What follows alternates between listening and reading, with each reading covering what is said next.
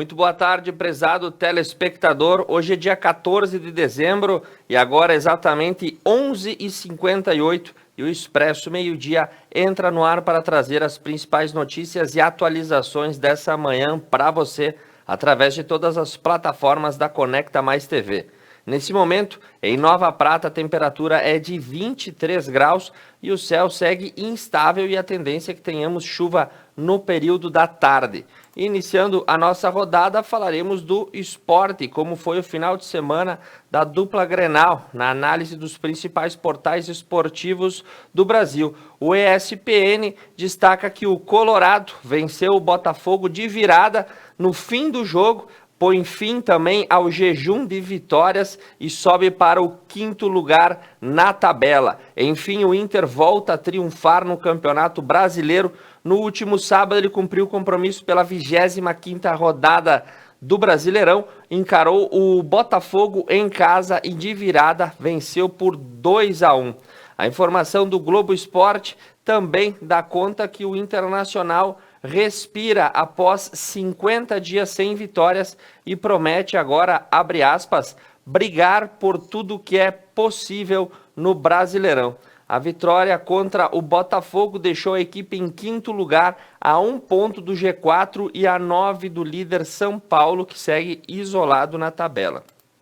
Também pela informação do ESPN, a informação do Grêmio, que inicia a sua preparação para o duelo decisivo contra o Santos, daí pela Taça Libertadores da América. Pouco tempo depois de empatar com o Goiás em Goiânia, o tricolor já vai para o CT Luiz Carvalho e vai se preparando para mais uma das mais importantes sessões de treinamento do ano. Isso porque começa a sessão de preparação para o jogo na Vila Belmiro, na próxima quarta-feira, às 19h15, pela volta das quartas de final. O primeiro confronto foi 1-1, agora o Grêmio precisa aí para se classificar uma vitória por um gol simples ou um empate acima de 2 gols. E a informação que vem também do portal Globo Esporte, a safra de jogadores que vem das categorias de base do Grêmio que prometem estampar as camisas nos próximos anos. Os principais que estão aí na disputa de sub-17, sub-20 e sub-23. Pedro Lucas com 18 anos, Matheus Sarará com 18, Adriel com 19, Léo Fenga com 18 anos, são aí os rapazes que mais estão cotados para assumirem grandes posições no time principal do Grêmio no próximo ano, junto às tarefas esportivas do próximo calendário. O Grêmio detém uma capacidade muito boa de formar jovens jogadores e lapidar talentos. E como ficou a tabela do Brasileirão depois dessa 25ª rodada?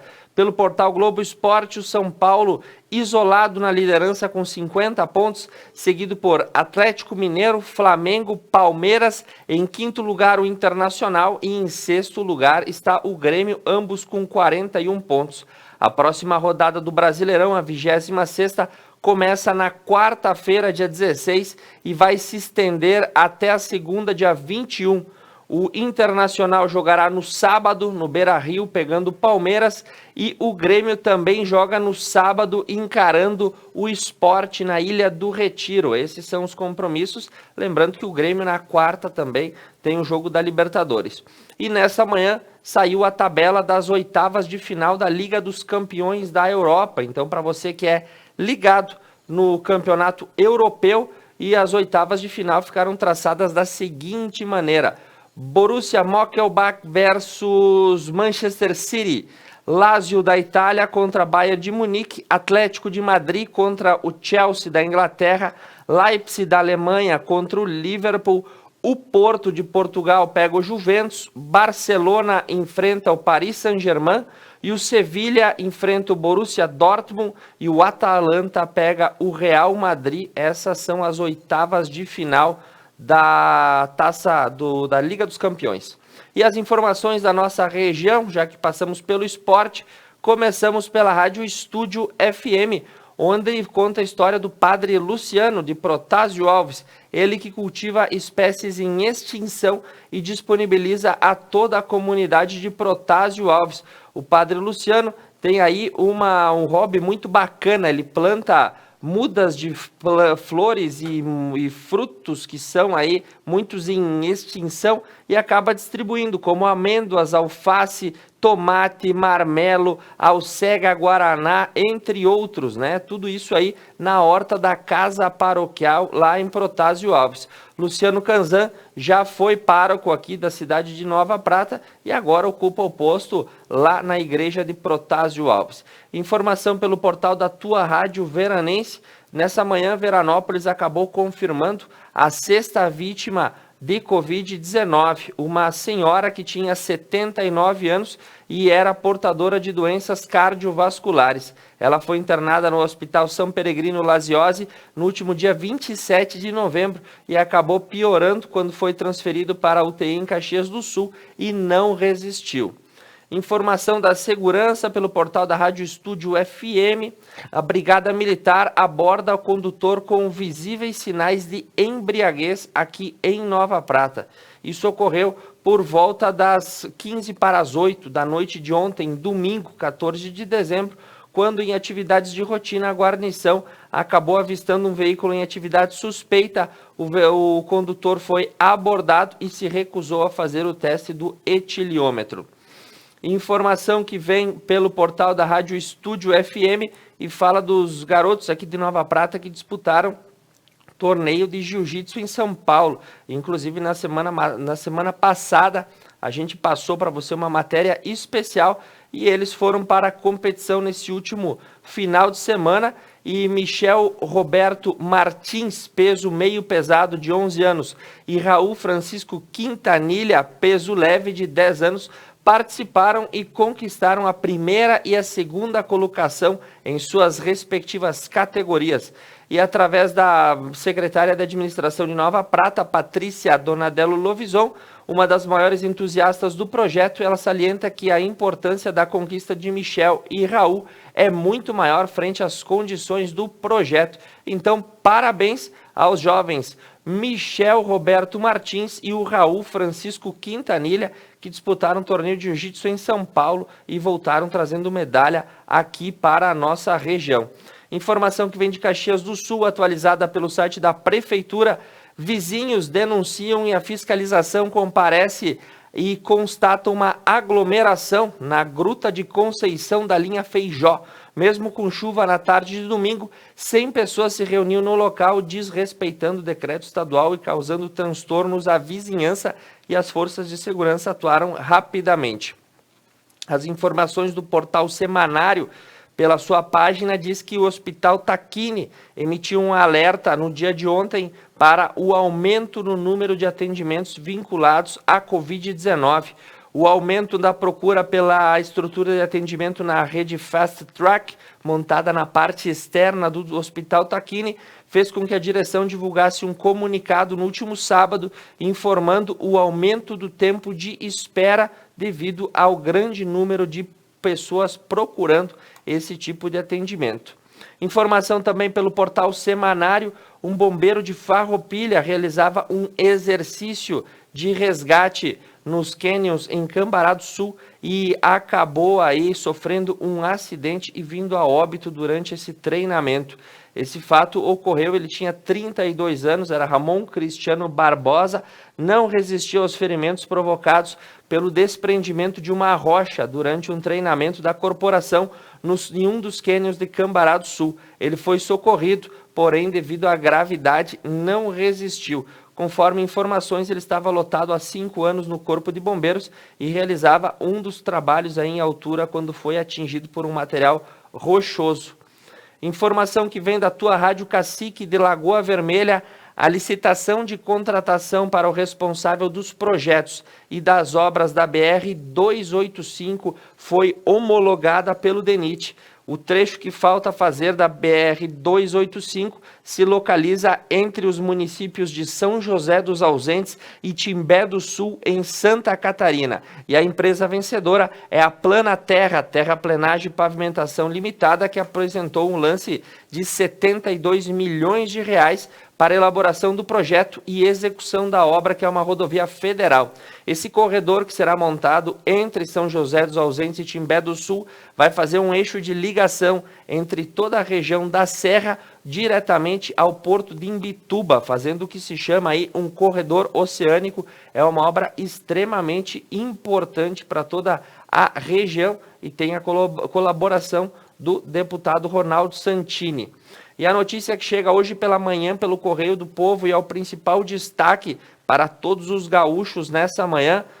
No final da manhã, o governador Eduardo Leite anunciou que ao fim da tarde um novo decreto será emitido pelo governo do estado relativo à pandemia. A manifestação ocorrerá no final do dia por meio das redes sociais e através de uma live que começa às 17 horas. E o novo decreto vai entrar em vigência no estado visando conter o avanço da pandemia. O atual decreto, esse das bandeiras e do distanciamento, se encerra hoje. Porém, uma reunião às 15 horas com o gabinete de crise deve determinar quais serão os próximos passos. O que a gente pode aguardar, virão novidades nesse novo decreto do governador Eduardo Leite, que trará novas medidas restritivas. Informação para quem depende dos serviços da farmácia do estado, conforme o portal O Repórter, ela alterou o horário de atendimento a partir do mês de janeiro. O novo horário entrará em funcionamento a partir do dia 4 e as informações podem serem obtidas aí através da página ame.rs.gov.br/consulta ou pelos telefones 51984051939. Os novos protocolos de atendimento da farmácia do estado visam aí atender de uma forma mais prestativa e dispensar o maior número de medicamentos possível. Na região metropolitana, o que aconteceu no último final de semana e causou sérios danos foi mais um grande temporal. Conforme o portal Gaúcha ZH, as rajadas de vento chegaram a mais de 91 km por hora e mais de 140 mil clientes ficaram sem luz, além do registro de alagamentos no temporal que passou ontem pela região metropolitana, deixando um rastro de devastação. Em 10 minutos, árvores foram derrubadas e locais foram alagados e muitos moradores ainda estão sem luz neste momento. Informação que vem pelo portal do Jornal de Gramado: começou a entrar em operação no dia de hoje uma linha de voos entre Porto Alegre e Canela. A ação faz parte do Verão Azul Conecta, que tem por oferta voos aos principais destinos de verão no Brasil. Então, uma linha direta de ligação entre a Serra e a capital. E para encerrar este bloco, uma informação que vem do portal G1 e que será parcialmente possível avistar da região sul: o eclipse solar que ocorre a partir de hoje. O fenômeno começa exatamente às 11h33 no horário de Brasília, já está operando e terminará às 15h53. A NASA transmite ao vivo o eclipse na América do Sul, que pode ser acompanhado pelo site da Agência Espacial Norte-Americana, ou também parcialmente pode ser avistado, então, eclipse ocorrendo neste momento. Me recordo quando nós tínhamos que acompanhar esses fatos pela escola e os professores tentavam desenhar telescópios caseiros e a gente fazia um acompanhamento. Hoje, a internet facilita tudo e você acompanha diretamente no site da NASA as informações desse fenômeno solar.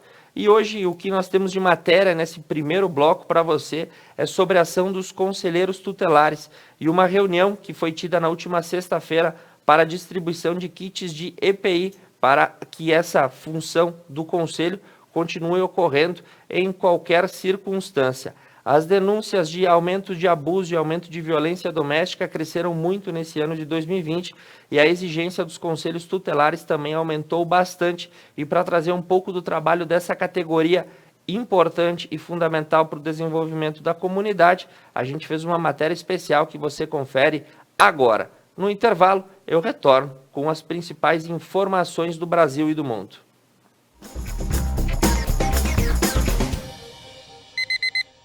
Na última sexta-feira, aqui no município de Veranópolis, aconteceu a entrega dos EPIs aos conselheiros tutelares da nossa região. Esses EPIs, eles são oriundos de um projeto em que se uniram a Acontours, o Governo Federal e o Fórum dos Colegiados. Vamos entender um pouco melhor sobre esse projeto.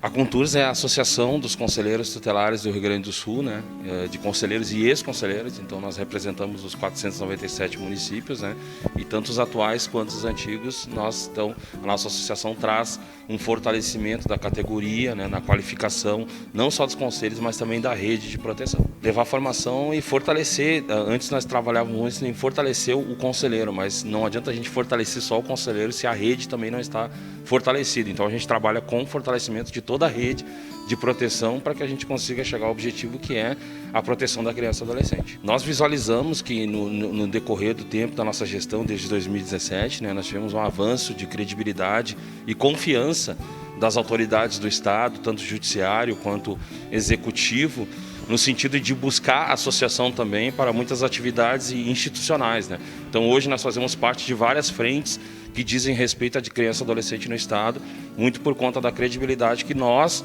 conselheiros e associação, buscamos, e também representado pelo nosso Fórum Nacional dos Conselheiros também, que é a nossa representação máxima de conselheiros. Nós recebemos do Governo Federal os equipamentos de proteção, através do Ministério, né, dos Direitos Humanos, da Mulher e da Família. Então, a nossa secretaria, ela direcionou para cada conselho tutelar, então, esses EPIs que dizem respeito à proteção, levando em consideração de que a violência, a violação, ela não entrou em quarentena e nem em isolamento, ela continuou. Então os profissionais conselheiros tutelares também tiveram que se expor em muitas situações para salvar a vida de crianças, né? Então por esse motivo o Ministério se sensibilizou com a categoria e mandou esses EPIs para que a gente faça a distribuição. E nós da associação, né, como representante aqui do Estado, estamos fazendo então um roteiro no Estado e fazendo a distribuição para cada conselho. Poderíamos encaminhar para as administrações, mas entendemos que seria isso mais demorado, esse processo, né? Então, por essa conta, nós da associação assumimos a frente, né? E o nosso representante nacional dos conselheiros, que é o Júlio, que nos ajudou em Brasília a fazer toda essa articulação também para que a gente consiga viajar o estado todo e fazer a entrega para os conselheiros. O importante é que se diga, né, que nós tivemos dois momentos. Um primeiro momento, um lançamento dos EPIs pelo governo federal, no qual ia ser capitaneado por uma empresa, né, que depois achou melhor, e até o próprio Ministério, que o recurso fosse direcionado a cesto básico para famílias carentes. E nesse segundo momento, então, esses EPIs que chegaram são álcool glicerado, que esse álcool é especificamente para a limpeza de ambientes, e também ele não é danoso para a pele, né? Então ele é muito mais fácil na limpeza, e foi enviado 2 garrafas, 2 litros para cada conselheiro, ou seja, cada conselho tem 5 pessoas, vai ser 10 garrafas por conselho, e mais 20 máscaras também para distribuir entre os 5 colegas, que vai dar 4 máscaras para cada um, né? Nós entendemos que o governo federal está fazendo um plus no sentido de proteção e ajudar, porque a responsabilidade real de gerenciar o conselho tutelar na questão financeira e estrutural é do governo municipal. Mas o governo federal, né, então, se empenhou em ajudar no sentido da proteção, então, do trabalhador conselheiro tutelar.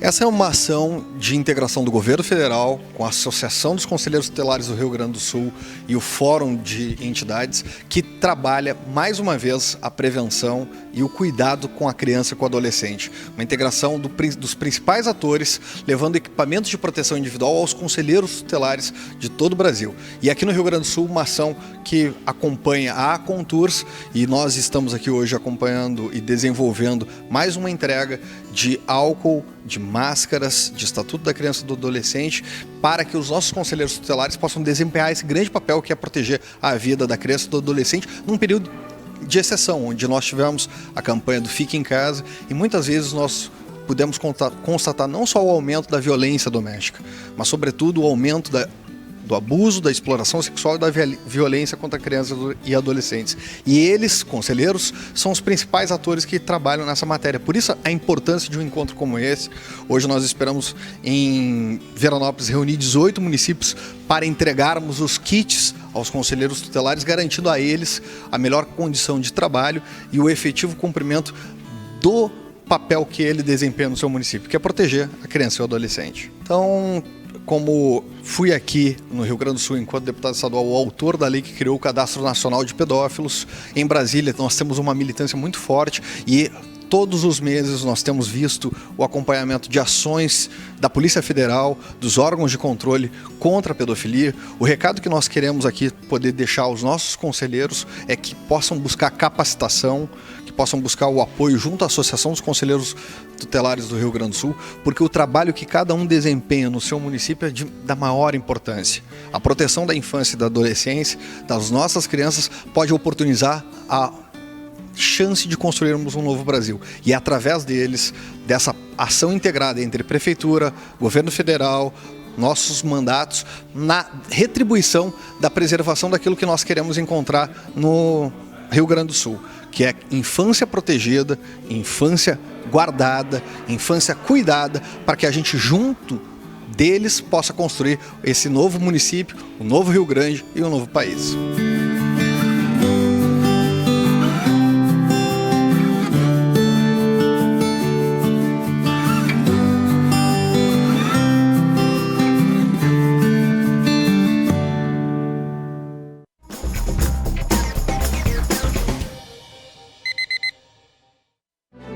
A loja Bedim está com você em todos os momentos, pois a família continua crescendo. O seu esporte favorito está aí para lembrar da sua saúde.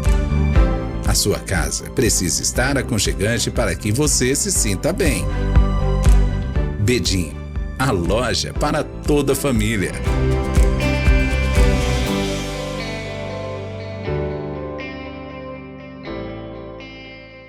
Durante os últimos meses, a Unimed tem desafiado você a mudar um hábito e encontrar a sua melhor versão.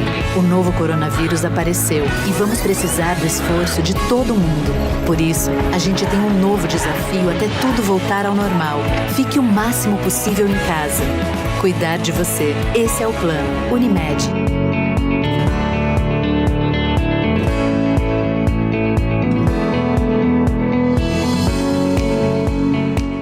Pessoal, nos acompanhem na próxima quarta-feira no programa Mulheres, dia 16 de dezembro, com o tema Meu Filho é Trans. E agora? Nos acompanhem. Upgrade no seu plano, a sua internet ainda mais rápida. 200 MB por apenas R$ 99,90 ao mês. Ligue 10355, Adilnet Telecom.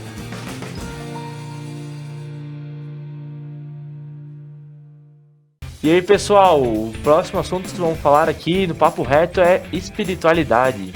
Não perca, segunda-feira às 10 horas na Conecta Mais.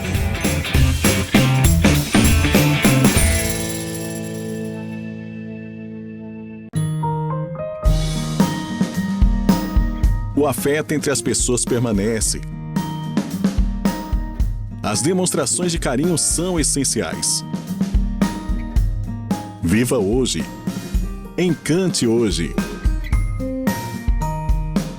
Sinta hoje. Jackstore, facilitando para você.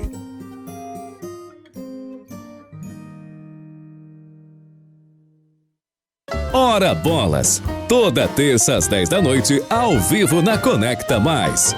Quem será a próxima vítima?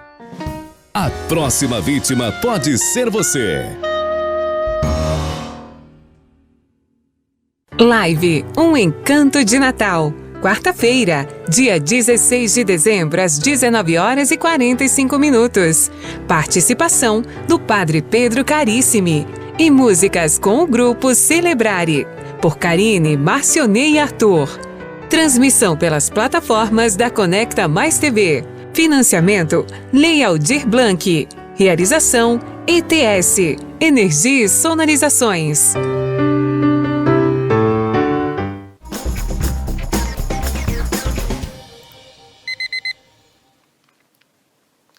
Retornando ao vivo para você com o Expresso Meio-Dia. Nesse momento, 23 graus em Nova Prata, o céu segue nublado e a chance de chuva no período da tarde. E as principais atualizações que a gente traz nesse momento dos principais portais da internet, começando pelo Tecnoblog. Gmail, YouTube e Google ficaram fora do ar no começo desta segunda-feira. Inclusive os aplicativos Drive, Docs, Play Store, Agenda, Fotos, Gmail, todos esses outros também passaram por instabilidade. Os principais serviços do Google acabaram ficando fora do ar e as informações dão conta de que o serviço foi normalizado no final da manhã. Se o Google parar, boa parte do planeta também vai parar. E informação do portal G1, nessa manhã o STJ manda prender desembargadoras da Bahia em operação contra a venda de sentenças. Foram cumpridos aí mandados de busca e apreensão em Salvador, Barreiras, Catu, Uibaí e em Brasília, no Distrito Federal.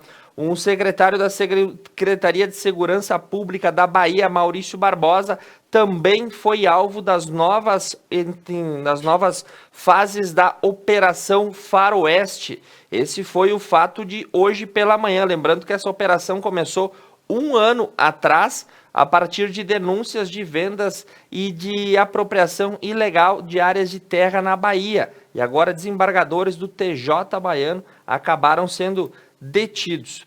A informação do portal CNN nesse momento é de que a fome volta a rondar o Brasil, que desperdiça cerca de 40% dos alimentos produzidos.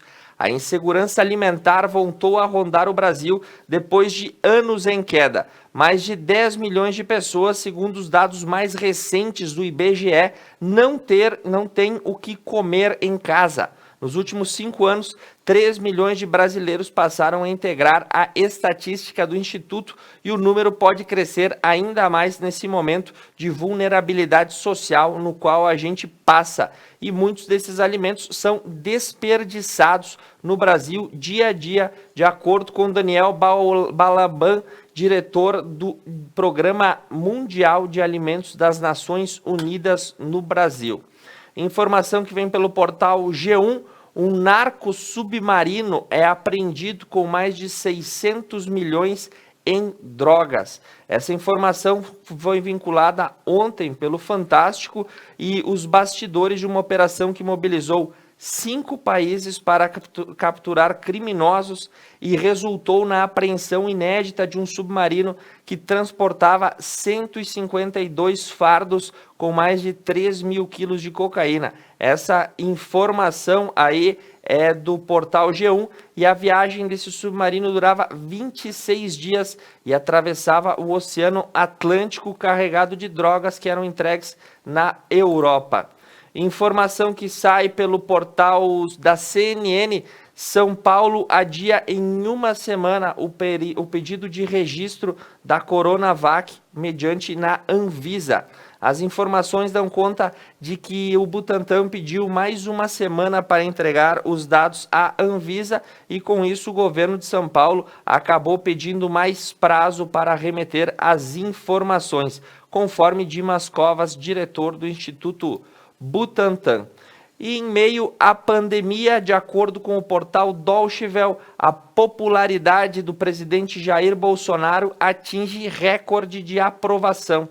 Mesmo com a piora dos quadros da Covid-19, a avaliação do presidente é positiva, ficando nas mesmas margens que ele havia alcançado em agosto, quando 37% considera ótimo ou bom e a rejeição caiu de 34% para 32%, de acordo com as pesquisas do Datafolha.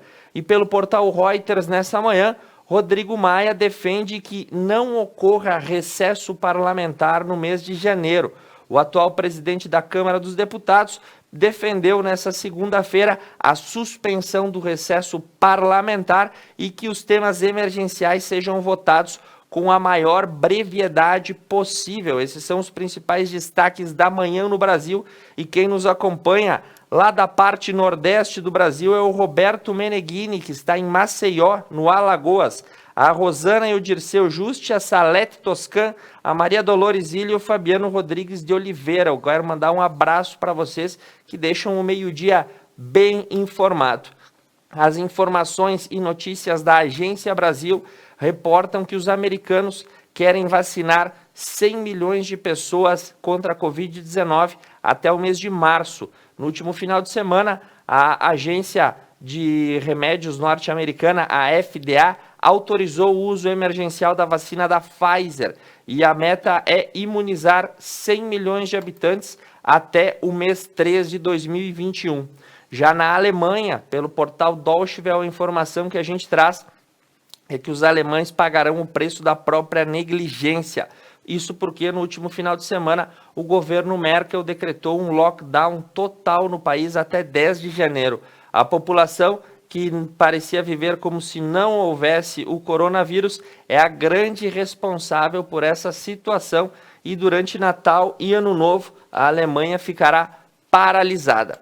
E a última informação que nós recebemos nessa manhã, porque agora tudo circunda e as principais informações estão em torno das vacinas, a Sputnik V da Rússia atingiu 91% de eficácia neste último teste, conforme informações. E ela preveniu todos os casos de Covid grave. Os dados foram publicados aí pelo Instituto Gamaleya, que é quem desenvolve a vacina na Rússia, e não foram publicados em nenhuma revista científica. Então, essas são as informações dessa manhã que o Expresso Meio-Dia queria trazer para você. E nós queremos acabar esse jornal de hoje com uma matéria muito especial, gravada com a dona Inês Andretta, um exemplo de superação. Isso porque no dia de ontem era comemorado o Dia da Pessoa com Deficiência Visual. E a Inês é uma pessoa icônica na nossa comunidade. Todo mundo conhece ela, todo mundo sabe como ela superou essa dificuldade, aprendeu a ler e escrever através do Braille, e ela vai contar um pouco dessa história para nós agora, numa reportagem singela, querendo mostrar que todos têm oportunidade, vez e voz aqui no nosso canal. Nós retornamos amanhã ao meio-dia desejando um bom começo de semana. Cuide-se, utilize os protocolos e ao final da tarde ficaremos de olho para saber quais são as novas regras do distanciamento controlado aqui para o Rio Grande do Sul.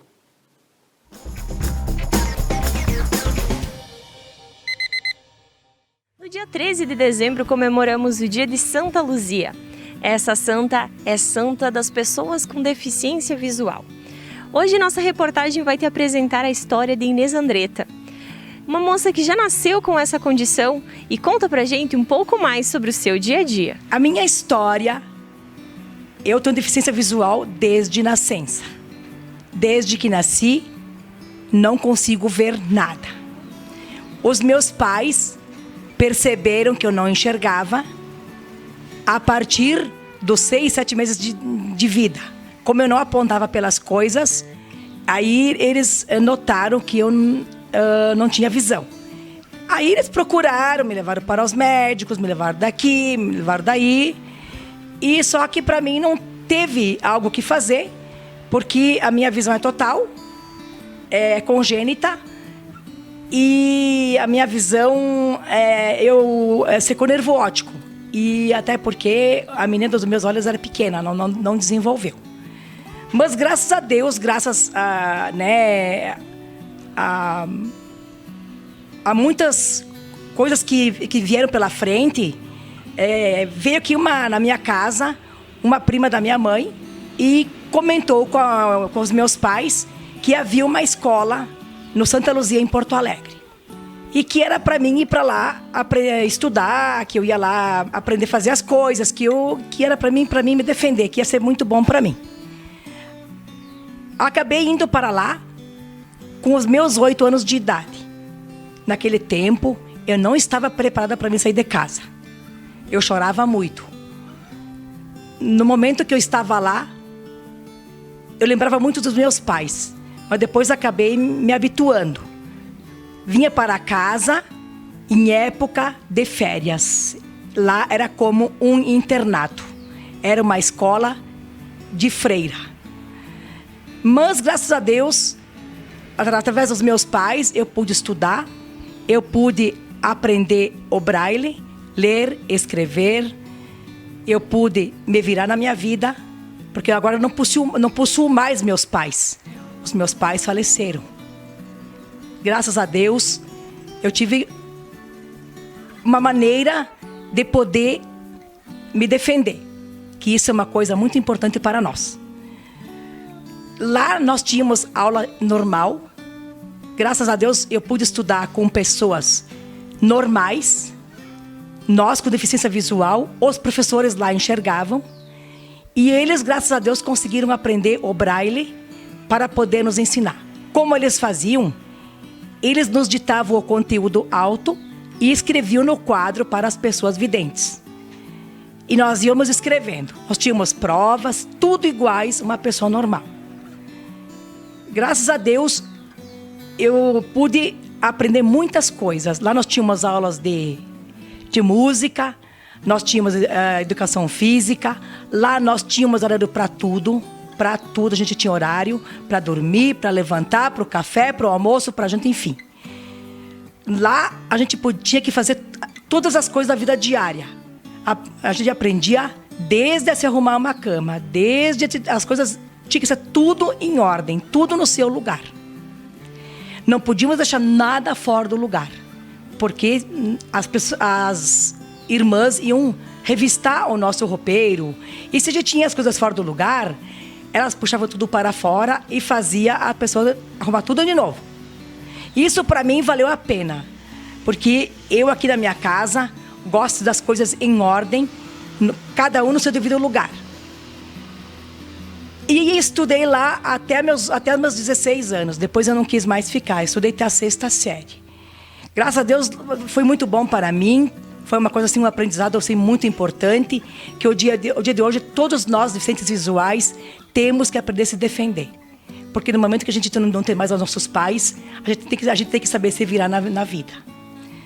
E lá, então eu aprendi a ler, aprendi a escrever, a gente tinha uma vida normal. E nós levamos uma vida normal.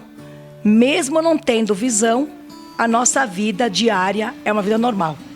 Eu aprendi, faço comida, lavo roupa, limpo a casa, recolho, dobro, tudo o que é feito dentro de uma casa. Isso para mim foi muito bom, foi um aprendizado. Que isso vale para todas as pessoas com deficiência visual. A gente tem que se virar. Eu tenho colegas que também têm deficiência visual, estudaram na mesma escola, lá se formou uma grande amizade. E tenho pessoas também em Bento Gonçalves, lá onde existe uma instituição que tem que... nessa instituição se abrange pessoas com deficiência visual. E lá se tem muitos recursos. Aqui na Nova Prata é uma coisa que tem que ser assim, que precisa mudar muito em Nova Prata. Tem que ter muito recurso para trazer para cá, que coisa que não tem. Mas graças a Deus lá a gente tem pessoas iguais do mesmo nível e lá a gente tem várias atividades. Lá também eu faço parte do grupo de canto, do grupo de poesias. Aqui também, em Nova Prata, eu faço parte da equipe de liturgia, onde a gente canta na matriz uma vez por mês, por causa dessa pandemia agora, né? Então, a gente não estava indo, né? Porque está muito complicada a história, né? Então, isso tudo, a gente cria uma coisa que é bom para a gente. Cada um tem o seu dom. Cada um tem um dom de aprender, cada um, né? Quem não tem a visão, né? Você tem muitos dons. A gente não tem a visão, mas nós usamos o tato, que são os nossos olhos. Então, acho que isso é uma coisa assim que foi muito bom para mim, né? Para as pessoas poderem aprender a se defender na vida. Conheço novos colegas também que fizeram faculdade, que se formaram como advogados, uns atuam, outros, cada um na sua área. Também existe um cão-guia, que esse cão-guia também, ele ajuda a caminhar, a atravessar uma rua. Ele tem os seus comandos que ele é adaptado. Ele é um cachorro assim, que ele é um dócil, e ele é um cachorro assim, que... Ele é adestrado, no caso, né? Adestrado. E daí você vai lá, faz o tratamento com ele, né? Para você aprender como lidar com ele e ele com a gente, assim por diante. E o método Braille, ele é um método que ele é formado em pontos, em 6 pontos. Ele tem a combinação dos pontos e através disso você vai aprendendo a escrever letras, palavras, tudo que você quiser, frases, músicas, tudo que você quiser, você pode fazer nisso. E quem inventou o Braille foi o Luiz Braille. Inclusive, o dia 13 de dezembro se comemora o dia de Santa Luzia, que é o dia da pessoa com deficiência visual. Eu não gosto do de cachorro assim, eu prefiro... tem uma bengala que a gente pode dobrar ela e a gente seguir através dela. Ela é o nosso guia. Essas calçadas táteis é para a gente poder andar em direção, em linha reta, ou você quer entrar numa loja, num local, por exemplo, aí tem esse piso tátil para a gente saber que é esse local e porque precisa ter acessibilidade no caso, né? Inclusive tem que ter muita acessibilidade, Inclusive agora o governo federal decretou uma lei que não se pode mais construir nada, nem prédio nenhum, sem ter acessibilidade.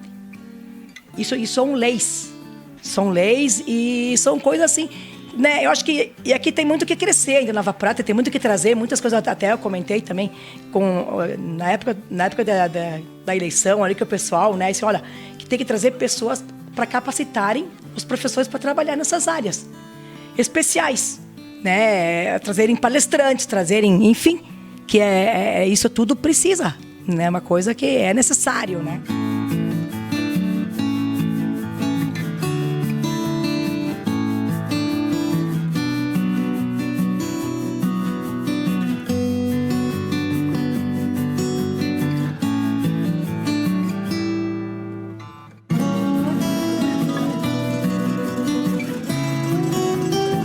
Escrever assim, Conecta Mais. Obrigada pela oportunidade em divulgar sobre a pessoa com deficiência visual.